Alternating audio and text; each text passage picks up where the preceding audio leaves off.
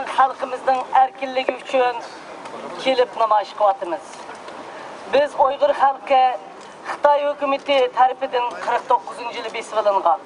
Uyg'urlar, Tibetlar, Mo'ng'ullar Xitoy kommunistlarining tajovuzi ostida 62 yildan beri bastirish, assimilyatsiya qilish, sistemalik assimilyatsiya qilish, tilini yo'qotish, ko'payishini yo'qotish va ularning madaniyatini yo'qotish va ularning kimligini yo'qotish azobiga duch kelyapti sizlar. China! Terrorist China! Terrorist China!